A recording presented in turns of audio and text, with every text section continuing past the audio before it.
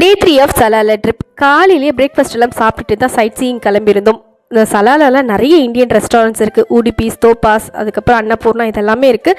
நமக்கு நிறைய அவைலபிலிட்டி இருக்கிறதுனால நமக்கு தேவையான ஃபுட்டை ஆர்டர் பண்ணி சாப்பிட்டுக்கலாம். காலையில் பிரேக்ஃபாஸ்ட் சாப்பிட்டு முதல் வேலையாக அயன் கர்சிஸ் அப்படின்ற இந்த பிளேஸுக்கு தான் வந்திருந்தோம். இங்கே ஒரு குகை இருந்தது, பார்க்கவே அழகாக இருந்தது.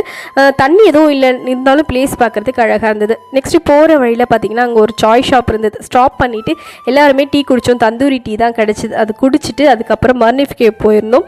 போகிற வழி எல்லாமே பார்த்திங்கன்னா சூப்பராக இருந்தது. ஒரு நூற்றுக்கணக்கான ஒட்டகம் பார்த்துருப்போம். பசங்க எல்லாமே ரொம்பவே ஜாலியாகிட்டாங்க அதை பார்த்துட்டு. மர்னிஃப் கேவ் முக்கியமாக ப்ளூ ஹோல் தான் வந்து பார்த்தோம். ரொம்பவே சூப்பராக இருந்தது. உப்பு தண்ணி எல்லாமே வந்து நம்ம ஃபேஸில் தான் அடிக்கும், பட் அதை தான் வந்து கொஞ்சம் கேர்ஃபுல்லாக இருந்துக்கணும்.